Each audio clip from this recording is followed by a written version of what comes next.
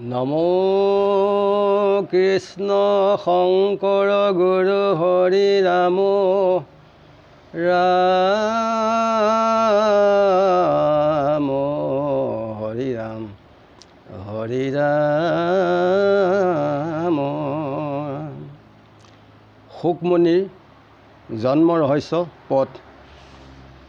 ৰাম শুকনি গদতি শুনা বচন নাৰদ শুনিবেহি ব্ৰহ্মবাদ মুনি শবদ জনলোকবাসী ঋষি ব্ৰহ্মপুত্ৰগণ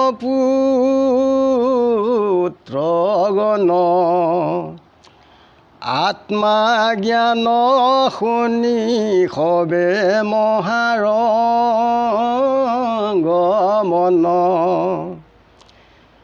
সুনন্দ মুনিক কৰিয়া সৎকাৰ জয় কৃষ্ণ কৃষ্ণ উচ্চাৰিলা বহুবাৰ।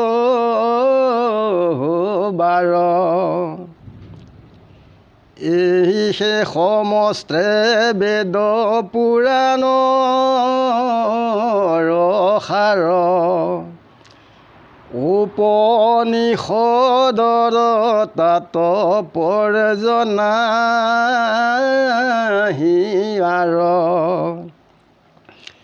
উধাৰি লৱাক পূৰ্বে মহামুনিগণে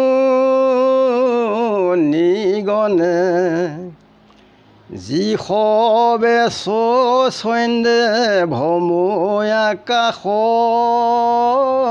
গমনি ব্ৰহ্মাৰ নন্দন আক শুনাবে কমনি জগত পবিত্ৰ কৰি ফুৰা ৰাতি দিনে শুকনি গদতি ৰাজা শুনাবে কমনি এহি জ্ঞান নাৰদক দিলা নাৰায়ণে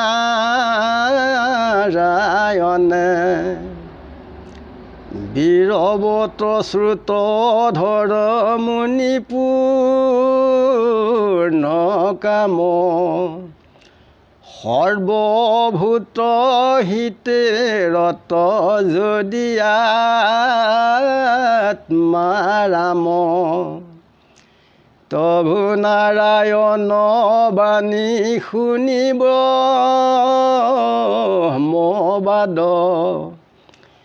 হৃদয়ত ধৰি ভৈল প্ৰেমে উন্মাদ পুলকিত তনু মুখে বাক্য গদ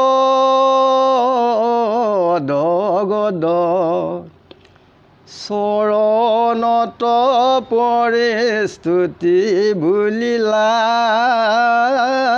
নাৰদ নম কৃষ্ণ ভগৱন্ত কৰিলা নিস্তাৰ যাহাৰ নিৰ্মল যশে প্ৰকাশে সংসাৰ সমস্তে ভূতৰে হিত চিন্তা বাৰে বাৰ যিটো পূৰ্ণ কৃষ্ণ ধৰা নানায় অৱতাৰ তুমি কৃষ্ণ পূৰ্ণ ব্ৰহ্ম তুমি নাৰায়ণ তুমি হে পুৰুষোত্তম সংসাৰ কাৰণ এই বুলি পদক্ষিণে প্ৰণাম কৰিল যত শিষ্য আছে তান তাকো প্ৰণামিল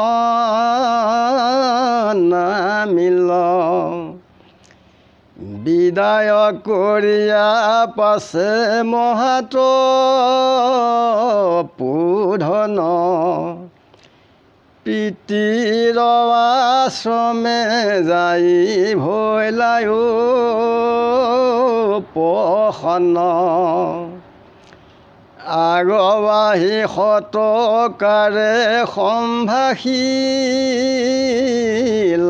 ব্যাসে দিলতয়াখন তাতে বহিলা হৰিষি হেন ব্ৰহ্মবাদ কৰিলন্ত নাৰায়ণী পিতৃত নাৰদে তাক কহিলা আপুনি ময়ো শুনিল পিতৃ ব্যাসৰ মুখত কহিল পৰীক্ষিত তোমাৰ আগত নিৰ্গুণ ব্ৰহ্মত চিত্তৰহে যে নমত পুচিলানি পতি যত কহিল বেকত জানো বোলা তব পিতৃ কেনে ভৈলা ব্যাস শুনি ৰহস্য তাক কৰোঁ প্ৰকাশ যজ্ঞ কৰিবাক অগ্নিকৰন্ত মথন কদাচিত কামে বিচলিত ভৈল মন অগ্নিমুঠি বাৰ কাষ্টে ভৈল বিন্দুপাত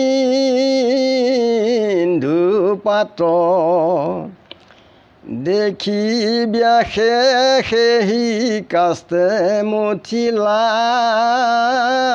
সাক্ষাৎ ঈশ্বৰৰ ইচ্ছা বাপ আছে কোন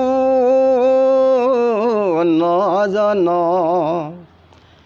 মথনত হন্তে আমি জন্মিলো তেখন এতেকে সে শোক মোক বোলে সৰ্বঠাই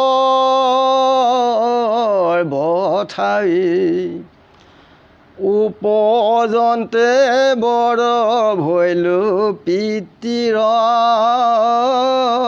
প্ৰভাৱী এতেকে সাক্ষাতে পিতৃ জানা মোৰ ব্যাস ভাগৱত শাস্ত্ৰ তাত কৰিল ভাষ অজু নিজ যোগী মই সবাতে নিৰ্বাস কৃষ্ণৰ চৰণ মাত্ৰ একান্ত উল্লাস এতেকে হৰি কলোকে চিন্তুক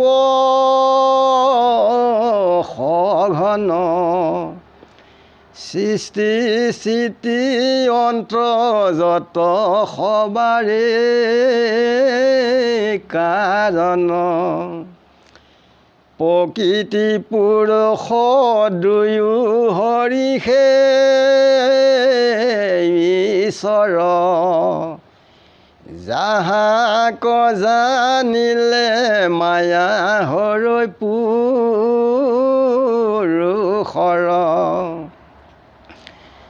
যদি বোলা হৰি ভকতৰু দেখি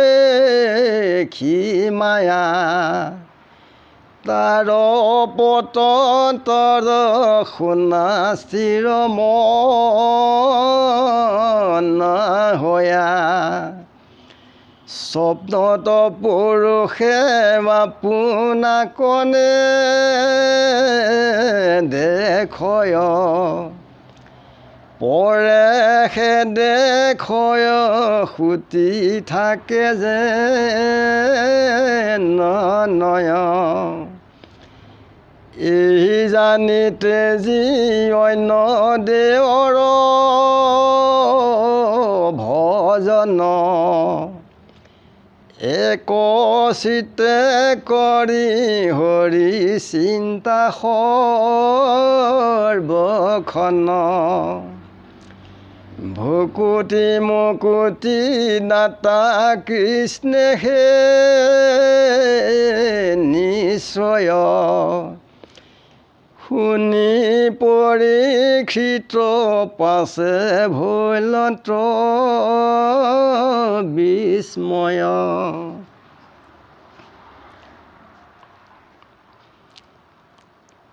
শুকৰ জন্ম ৰহস্যটো হৈছে